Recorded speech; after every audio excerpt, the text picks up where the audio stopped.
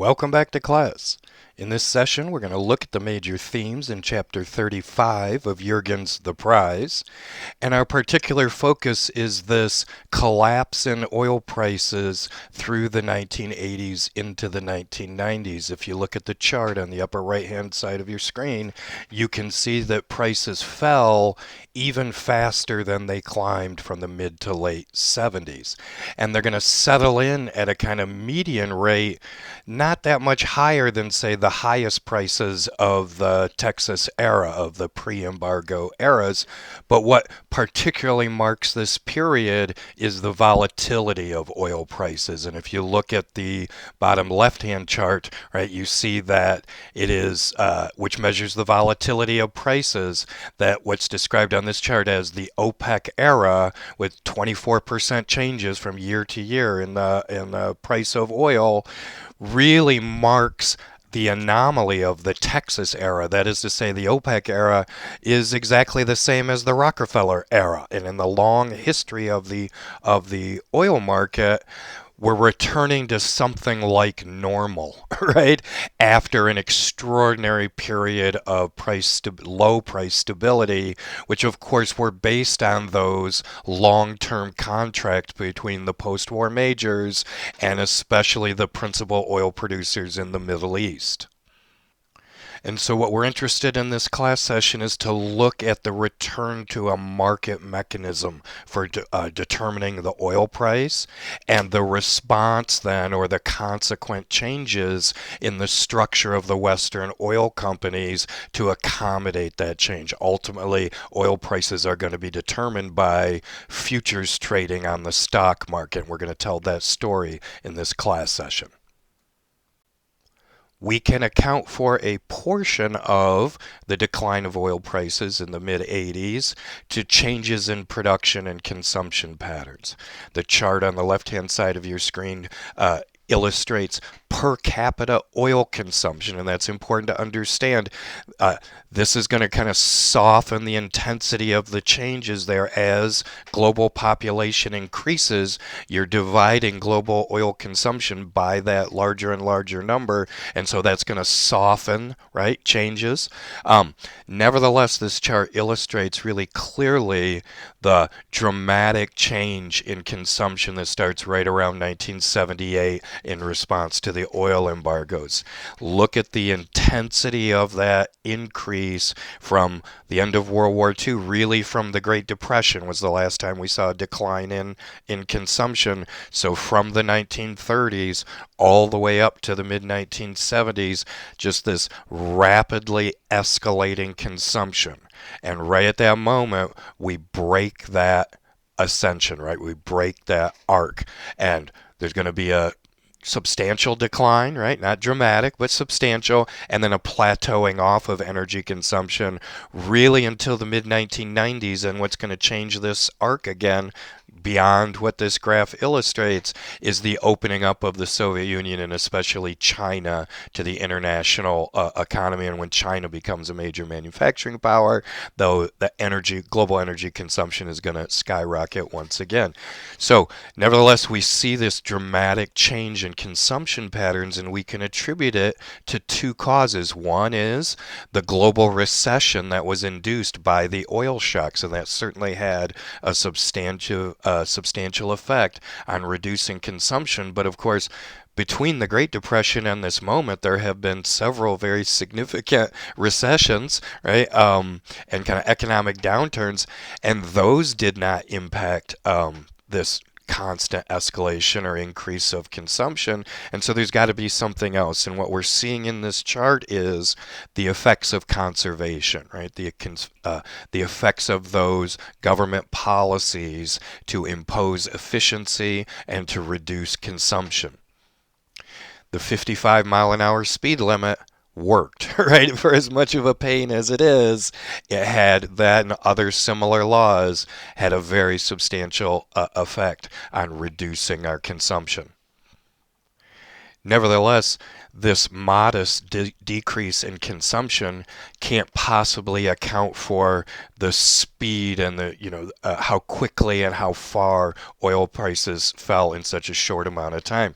So if we look at the production side, we can account for another piece of this change. This compares the oil production in oil OPEC countries to non-OPEC countries, and you see how dramatically the OPEC countries are reducing their production at the start of this, essentially from 78, 79 to 84, 85. They're reducing almost by half. They get up near 35,000 barrels per day, 35 million barrels per day, excuse me, down to almost 15 barrels per day. So they're cutting it in half. And then you see the corresponding increase in production from the non-OPEC countries. That is to say, these are those new areas of exploration. Alaska and the North Sea are the ones that we discussed in our last class session, coming online by the end of the 70s. Now, they are increasing production, but not at anything like a rate that it's able to replace the OPEC countries' decreases in production. So they're going to increase over the same period, maybe 10,000 barrels per day, at the same time that OPEC is decreasing its production by 15,000 barrels per day or even more. So this accounts for another piece of the rapid price decline, but we're still left with, as we read Jurgen, a significant amount of that price spike that doesn't seem to be based in market factors. And this is key to Jurgen's analysis. There's a long discussion here in 35 about what is the nature of that price spike, and he accounts a substantial portion to it to panic, right? To a kind of psychological condition of the people buying the oil, responding to the political events of the Middle East, and a sense that the whole kind of post-World War II oil structure is coming apart at the seams, that it's imploding and there's uncertainty about the future. So you want to keep that in mind as we turn then to understand how the oil market was restructured. Part of our goal is to, or at least the people who are implementing these changes' goal is to account for and insulate against that panic psychology, right? That's why we're ultimately on a trajectory here towards futures trading, because it's going to hopefully at least tamp down on, to minimize the amount of panic buying that happens. Before we turn to that part of the story, though, another important element of Jurgen's analysis here is the change in OPEC's strategy, right? An important theme here in 35 and through these chapters is the internal divisions within OPEC, and ultimately the split within OPEC between basically Saudi Arabia and everybody else, where the Saudis decide around 84, 85 that they have lost too much market share, and that they need to, instead of reducing production, do a 180 and start maximizing production. And you can see that in the charts on the right hand side of the screen. The top chart there shows OPEC market share against the oil price, and at the moment of the 73-74 embargo, OPEC controlled more than 50% of the world oil supply, and that's what made that embargo so effective, right? And prices to shoot up. By the mid 80s, because they are reducing their production at the same time that the new non-OPEC sources of oil are coming into the market, their market share has declined below 30%, right? And so Saudi Arabia especially decides they're unsustainable. They have no leverage over the market price if they control such a small share of the market, right? So they're going to need to dramatically increase production. You can see the consequences of that in the lower table, which shows the revenues, how much money they were made from their oil sales. In 1980, they peaked at $570 billion, all the OPEC countries, and just a couple of years later, 6 years later, they're down to just over $100 billion, right? So they are bringing in about 20% of their revenues from just a few years before. That's money that is the money that goes to fund those governments. They are not able to provide services and all the projects that they've undertaken at the moment that the revenues were so high. So it's not simply the oil companies within those countries, it's the governments themselves whose revenues are being reduced and can't meet their, public obligations to their people, and that's the thing that drives first Saudi Arabia, and eventually they'll force the others to go along with them to turn around their strategy. And you can see that changes in the chart on the left-hand side now. This treats all OPEC production together as 100%, right? So as the amount per year is declining, this chart doesn't show that the pie is getting smaller and then larger. But what you want to particularly focus on there, the three key countries are the blue and the yellow there. The third and fourth levels are Iraq and Iran, and then that kind of teal blue, which is third from the top, is Saudi Arabia. If you look in 1979, look at what happens to Iran. That's the Iranian Revolution. Its production goes almost entirely offline. And then just a few years later, in 1980-81, that's the beginning of the Iran-Iraq War. And both the yellow and the blue there go down to almost nothing for a long stretch. And then if you jump ahead to 91, that's the Persian Gulf War and the U.S. invasion of Iraq or of Kuwait and driving the Iraqis out of Kuwait. And you see that Iraq oil production goes offline for virtually the entire 1990s, and when Iraq is under UN sanctions. We'll come back to these events in the next class session, but notice here who compensates, who fills in for that reduced production, especially for Iran and Iraq. It's Saudi Arabia. In all three of those instances, you see how dramatically the teal near the top expands as the blue and the yellow contracts, right? So that's why Jurgen refers to Saudi Arabia as the swing producer, right? Saudi Arabia is the only country, or the country who is by far has a greater capacity to either increase or decrease its production, right? And that's what makes it such the critical member within OPEC. Virtually every other one of these countries is producing at near 100% capacity, right? Because they have far fewer oil reserves. Saudi Arabia has by far the greatest oil reserves. So the Saudis can increase or shut down their production with far less impact on their long-term revenues compared to the other countries. So again, this concept of a swing producer makes Saudi Arabia kind of the king player within OPEC, and it's particularly the Saudis who make the decision, we're losing too much market share, we have to, even if we start making less per barrel, we have to recapture a greater market share so that we can have more leverage over the market price. OPEC's misery, of course, redounds to the benefit of the oil-consuming nations, and the decline of oil prices from the mid-80s on is going to be just one piece of a broader U.S. prosperity that's going to last really up until the 2008 recession.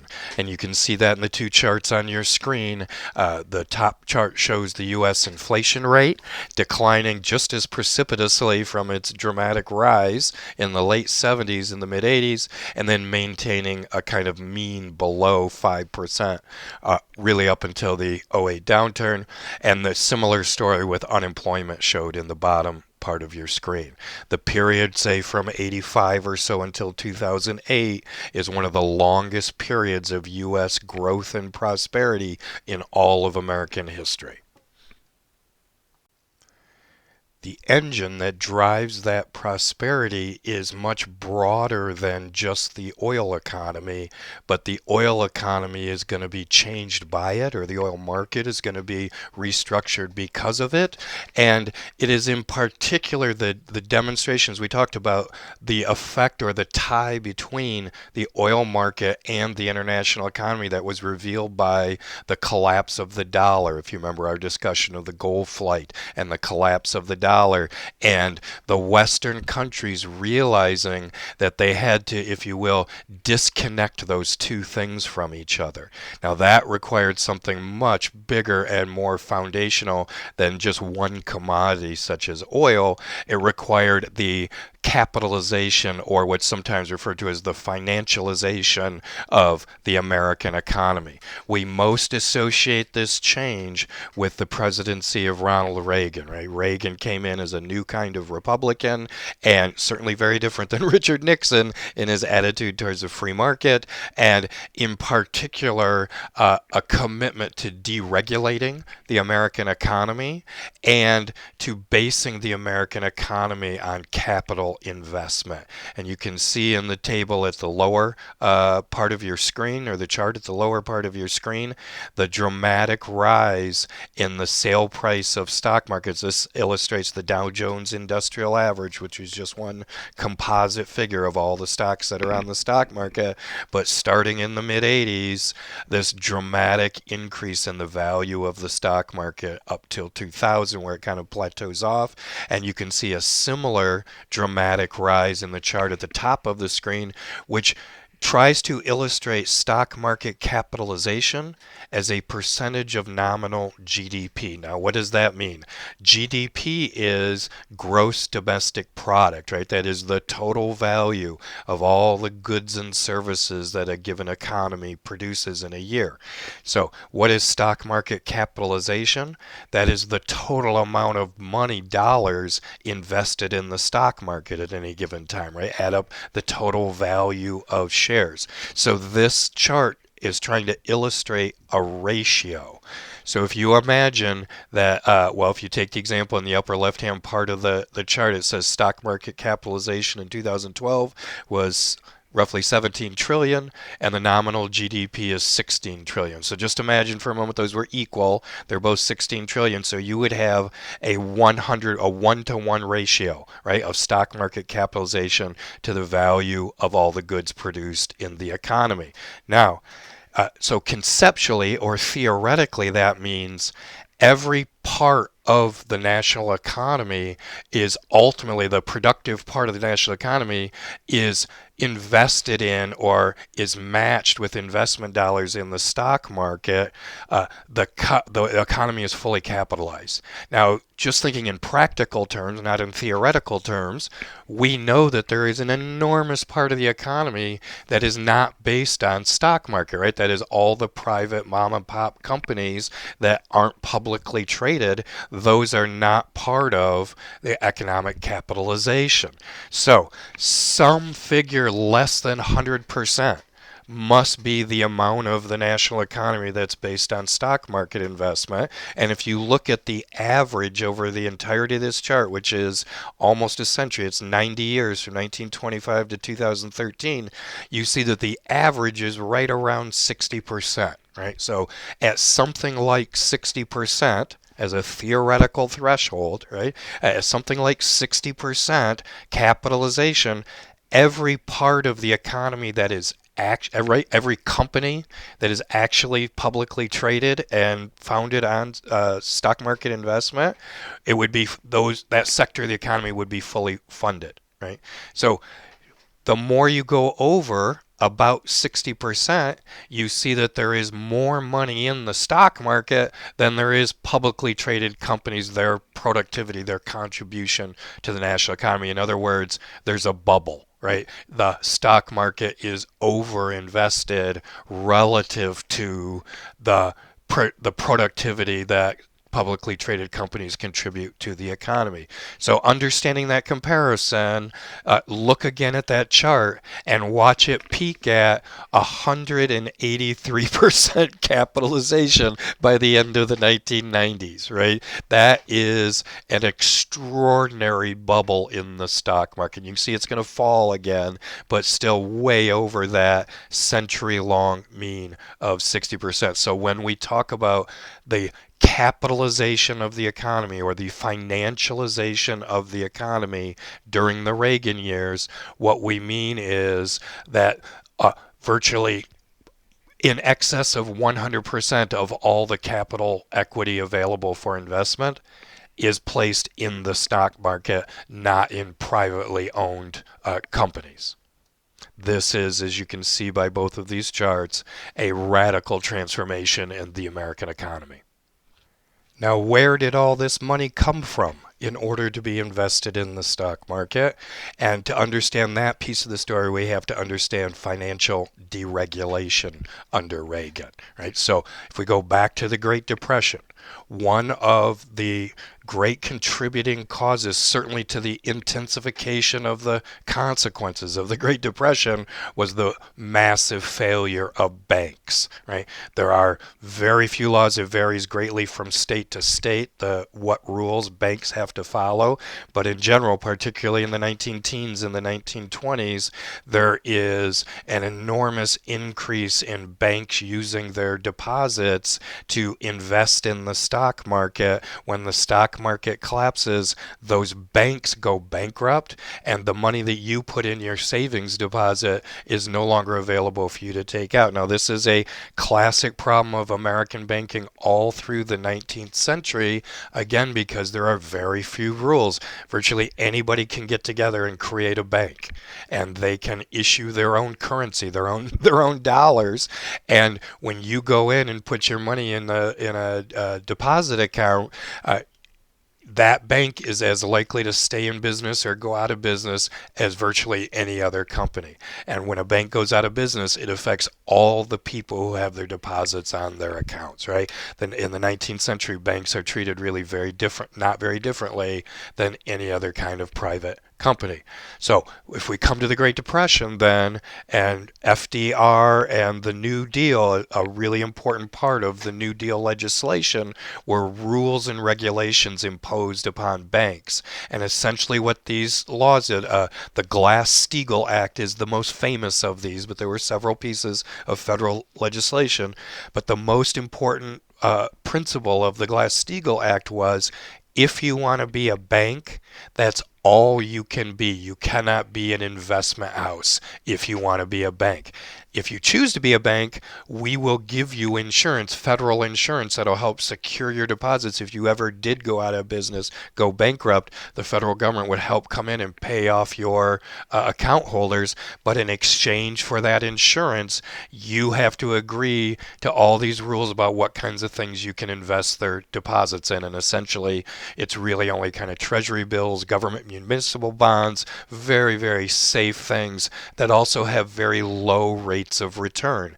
And so for half a century in American history, in the middle of the 20th century, banking was a very insulated and protected sector of the financial economy. And the chart at the lower part of your screen shows the consequence of that. Between 1934 and 1979, there were almost zero bank failures in America, right? If you see the number of bank failures leading up to 1934, right? That's the Great Depression, right? That's the collapse of the economy, the banking sector of the economy. Glass-Steagall gets implemented, and for about 50 years, the banks going bankrupt and collapsing is not an issue in the American economy.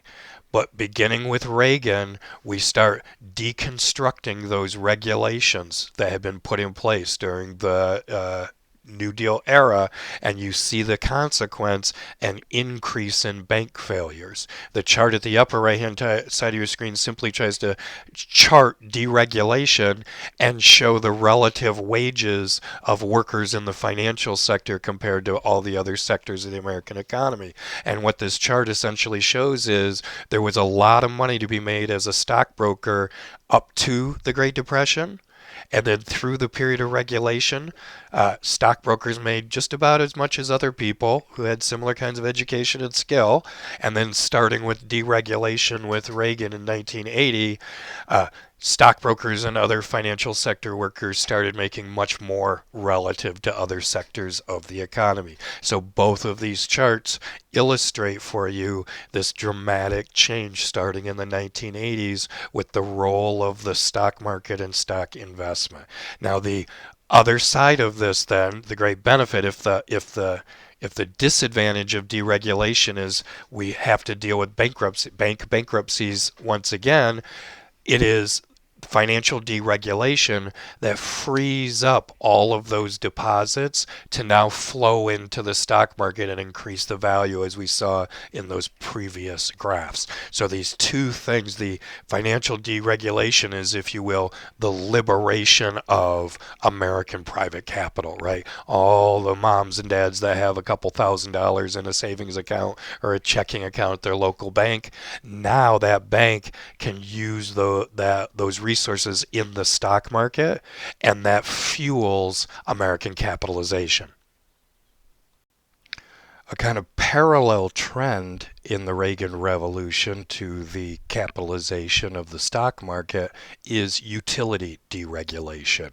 And in this case, we see kind of the foundational legislation, federal legislation passed at the end of the Reagan era, and it's really in the 1990s under Bill Clinton that utility deregulation will accelerate rapidly. But it's an important story over the whole course of the 20th century in American politics. The kind of classic or kind of conventional example of a local utility would be a local electric company that owns the power plant, owns the transmission lines up to each house, and sends you a bill each month for the amount. Now, in most municipalities, sometimes it's state regulation, but more commonly it's by the local city.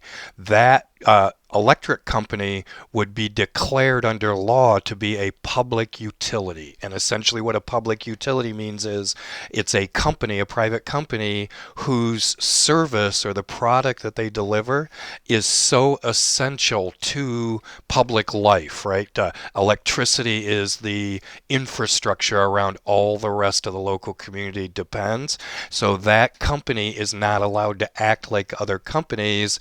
The local municipality or sometimes the state will determine what rates they can charge, what services they must provide. So a local company like DTE would have to go to the city of Detroit or to the state legislature in Michigan and essentially make the case, listen, the rates we're charging, we're not able to pay for all of our trucks and our labor costs and everything else to keep the power plant going and to keep the lines going.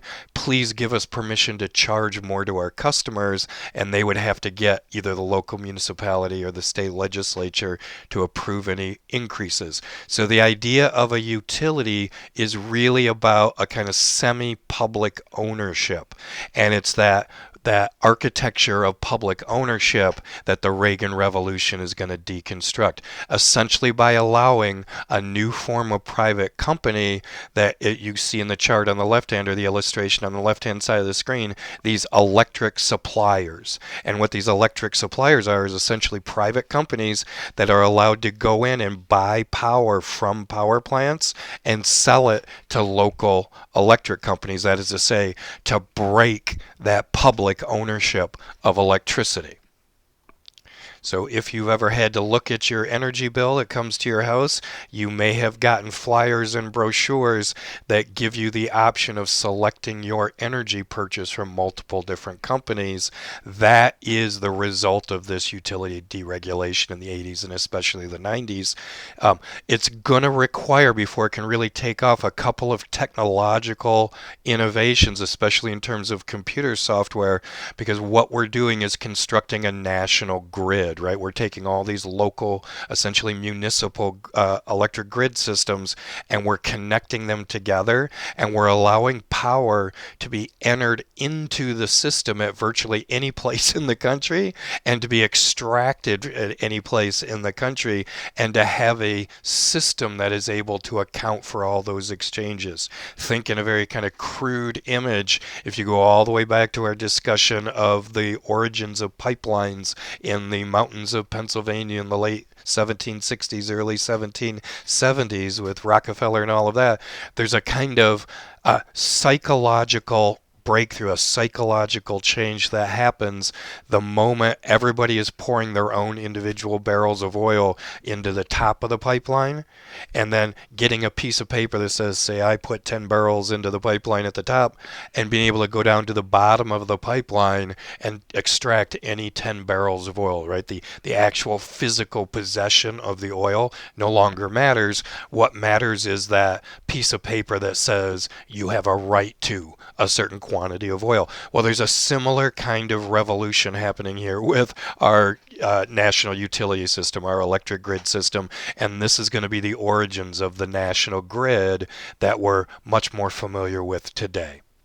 You can see the effect of these changes. So at the root here, what are we allowing to happen? We're allowing the market to determine the price, right? Rather than the local government set the price, we're allowing a market of buyers and sellers to get interjected into the middle of this system. And you see the consequence on prices there at the chart at the bottom right hand side of the screen.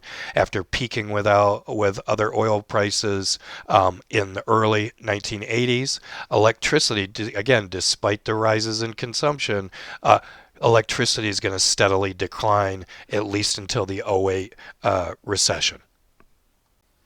The final piece of the Reagan Revolution that we need to understand in order to get the major themes in Jurgen's chapter 35 is corporate consolidation. And this takes us back to the Sherman Antitrust Act. If you remember our discussion of that back at the beginning of the class, the Sherman Antitrust Act has been imposed and enforced more or less rigorously in kind of undulating cycles since its passage in the 1890s. Right? When it was initially passed, it was not enforced for almost 2 decades until Teddy Roosevelt came along and decided to use it to bust up Standard Oil. But immediately after World War I, it was very inconvenient for the United States to have lots of small oil companies, right? And so the government started in various ways to try to conglomerate the oil companies together. In the 60s and 70s, there is fairly, I should say in the 50s and 60s, there is fairly rigorous antitrust enforcement in virtually every area of the economy except the international oil companies who are out trying to negotiate deals with other companies. Starting with Reagan in the 1980s, and this is one great example that shows how really bipartisan the Reagan Revolution was, because this just accelerated under Bill Clinton, the Democrat, this trend that Reagan had started. But essentially what we're seeing here is a lax enforcement of Sherman antitrust laws, right? The permission of corporations to consolidate and to integrate. So you see the rise in the chart on the upper right hand side of your screen of mergers and acquisitions, and just a couple of illustrations of different sectors of the economy. You may be familiar in the lower right hand part of the screen that of all the brands that you see when you walk through the grocery store, that they're really owned by just a handful of food companies in America. And the charts on the left-hand side of your screen show at the top the consolidation in the banking industry. So that long list on the left that I know you can't read because it's too small shows all the banks in America up until 1985. And from 1985 until 2005, their gradual consolidation into 4 great banking kind of mega trusts, right? And the chart at the lower left shows the defense industry, and again, a similar thing between 1990 and 2002, the consolidation of dozens of Defense Department companies into 4 great giants. And so this should recall to you that period of the late 19th century of the consolidation of the trusts. What's driving these mergers? Economies of scale, right? Companies can make much more profit. They can dramatically lower their costs by increasing their size. And in the absence of government restraint on that process, in the absence of enforcement of the Sherman antitrust laws, right, then the economy is naturally going to propel this consolidation. This corporate consolidation is the most visible change in the organization of the oil companies in the 1980s and the 1990s. Especially by the mid-1990s or the end of the 1990s, we'll see the emergence of what are called the mega majors. Now, because in this class we've been so interested in international relationships and U.S. geopolitics, we've already been following the majors, and these are largely the same brand names, right? We've not spent as much time in this class class looking at the domestic American oil production companies and those just dozens upon dozens upon dozens of independent companies in Texas and California and Oklahoma and Alaska. We have not, they've emerged a couple of times in sort of resistance to congressional legislation and a couple other things, but we really haven't spent a lot of time on them since the early 20th century. But in fact, what's happening behind the scenes here is all these independent companies are being bought up by the majors. And the two charts on your screen illustrate that. But behind this kind of superficial appearance of the emergence of these mega majors, in fact, Jurgen tells the story through the anecdotes about this guy T. Boone Pickens that the internal organization of these companies is actually profoundly changing. That is to say, we're not creating ever bigger integrated oil companies. If you remember from the beginning of the 20th century, really the end of the 19th century with Standard Oil, the kind of the holy grail, the goal that each of these companies was reaching towards was to become fully integrated. That is to say, to have claims on oil deposits, oil reserves around the world, to own the facilities, the companies to pump and transport that oil, to have retail outlets to sell that, or refining facilities to process the oil, and then retail outlets to sell that oil to customers. That is, to own the pieces at every stage of production and sale. Here in the 1980s and the 1990s, even though these corporations are becoming ever increasingly concentrated and owning more and more sub-companies, the goal is not particularly to have one production line from the oil reserve to the sale to customers. That is to say, ExxonMobil owns a whole number of production units, right, or controls any number of production units. They're out around the world. They're producing barrels of oil. Those oils, that oil they're just going to sell on the world market to any company, whoever will offer them the highest price. ExxonMobil also has retail gas stations and refineries, and other petrochemical companies that produce products. Those companies are simply going to buy oil on the world market, and they might buy ExxonMobil oil if they can get the best price for that, but they will buy another company's oil if it does. So even though the appearance on the outside is of ever increasing, concentration and size, in fact, internally, oil companies will be organized in a very different way.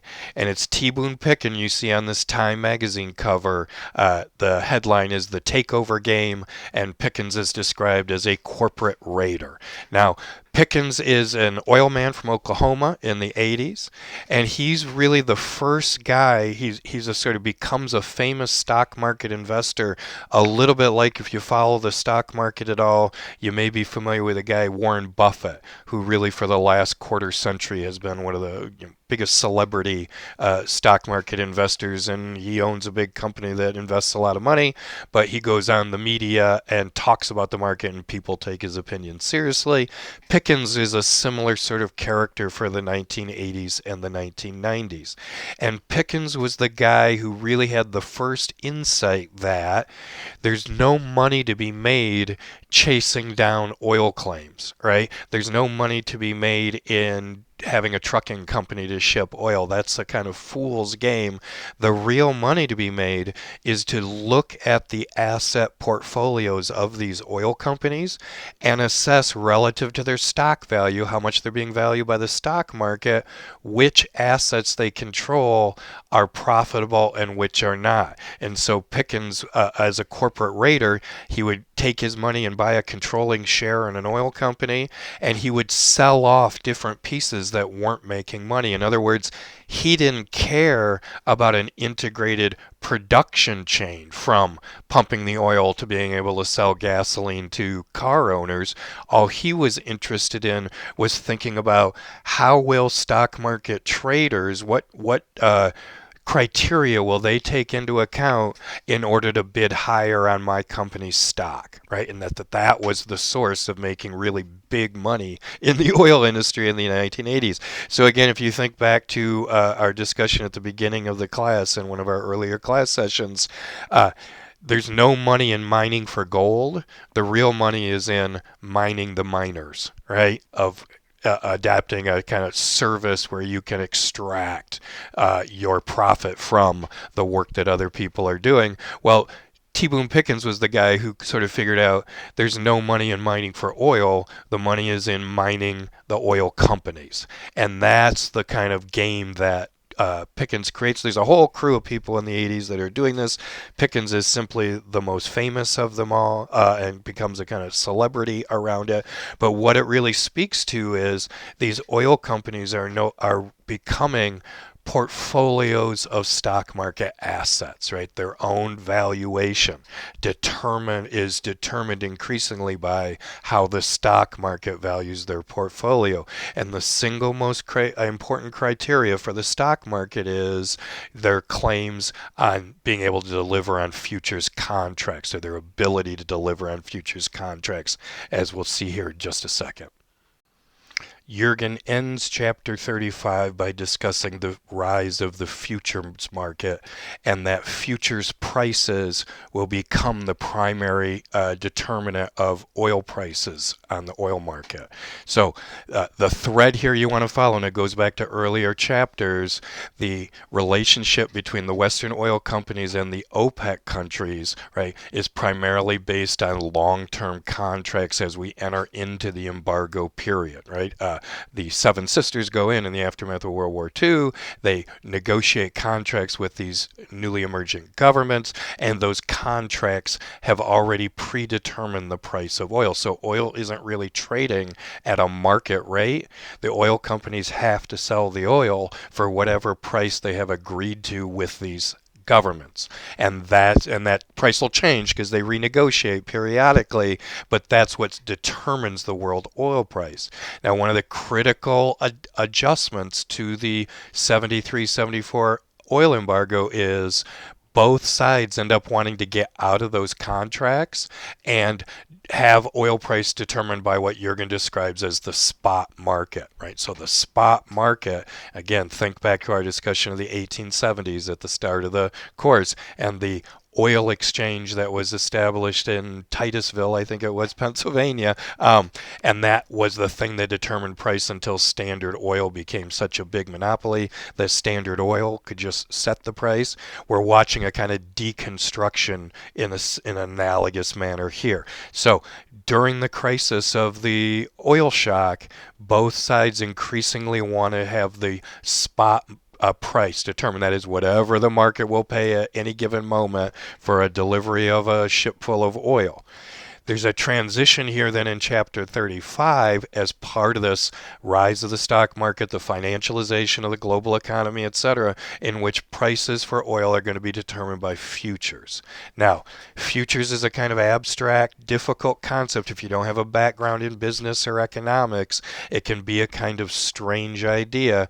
First of all, look at the chart in the upper right-hand corner, and you see the rise of futures contracts and the total value within the United States economy, and you see starting in the 1980s its slow gradual emergence till around after 2000 it will have an astronomical increase, and that is demonstrated also in the chart in the lower right hand side, where you see that oil becomes by far the largest commodities market. So we're watching a profound transition in the pricing mechanism of oil. Now, what is a futures? Again, that can be a difficult concept if you haven't had any background in business or economics.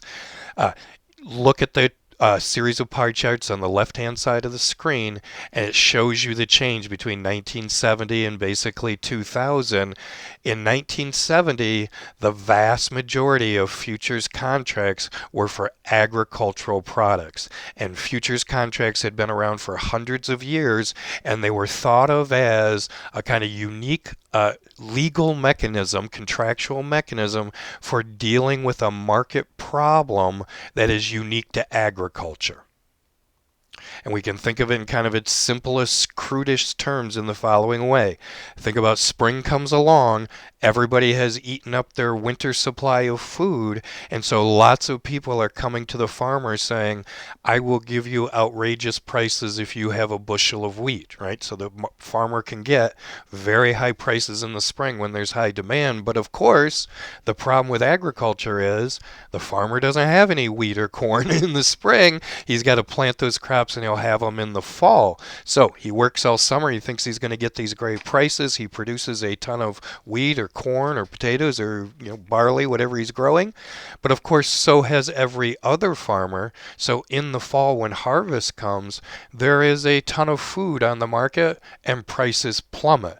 And now the farmer is going to lose his shirt because he was making his decisions, his production decisions, during a period when he thought he was going to get high prices. So a futures contract developed really from the late 18th century, and certainly by the early 19th century they were common. You may know that the first stock market was a livestock market in Chicago. It was actually for the trading of heads of livestock. So the financialization of agriculture has a long history. So what the farmer can do, the merchant and the farmer can come to an agreement in the spring for what the merchant will pay the farmer when the fall harvest comes. So he's not going to get as high as price, the farmer's not going to get as high a price as he would if he actually had a bushel of wheat that he could deliver in the spring, but he'll know exactly the price that he's going to get in the fall. All the other farmers, then that price will even out for all the other farmers, and they can make production, how many acres of wheat should I sow, how many cows should I buy, etc., etc.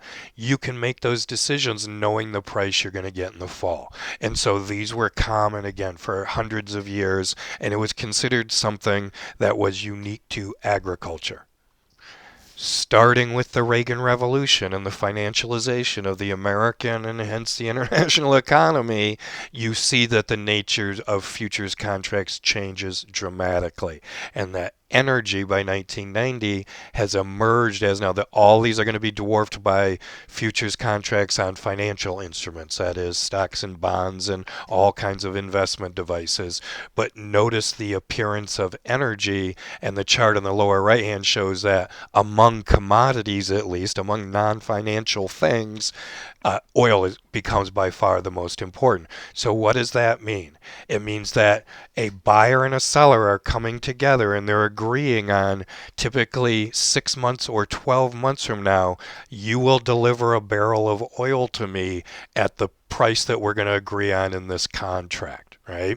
So now you take the money, now you have a legal obligation to deliver that barrel of oil at the contracted time. Here's the key thing. That piece of paper that we signed agreeing on the price that that barrel would be delivered to, now itself becomes a commodity, right? I can go out and I can buy and sell that contract. And whoever buys that contract from me has guaranteed for themselves that barrel of oil that will be delivered at a date certain, at a port certain, for a predetermined price. So it becomes a pricing mechanism that allows the market to smooth out, if you will. There's still going to be ripples if something like a OPEC oil embargo happens again, or there's some catastrophic event in the world economy. Certainly prices will go up, or if there's another glut, certainly prices will go down. But by trading on futures, you can spread those ripples out over months or even year. And you can certainly have longer futures contracts than that, but it would be, highly risky for anybody to enter into a contract because you just don't know how much the market is going to change, right? So the futures market, more than anything else, what oil companies become is traders in futures contracts, right? They buy and sell the promise to deliver a barrel of oil at a date certain for a certain price. And their ability to fulfill their futures contracts, by having oil reserves, by having customers that they can sell to, blah, blah, blah, blah, blah, by showing that they're going to be able to follow through on their commitments on those futures contracts is the way that they sustain their stock market value. More than anything else, when stock purchasers, brokers go in and try to evaluate what's ExxonMobil worth, what's BP worth, what they're assessing is they have signed so many contracts promising to deliver X number of barrels of oil over the following time frame, and based on the health of their production, it looks more or less likely they are going to be able to meet those target dates. So again, it doesn't eliminate instability from the world oil market. It just sort of spreads it out into longer and longer ripples, which allows for flexibility and for accommodation. Right? So that's the big story that Jurgen's trying to tell here in the changing structure of the oil companies.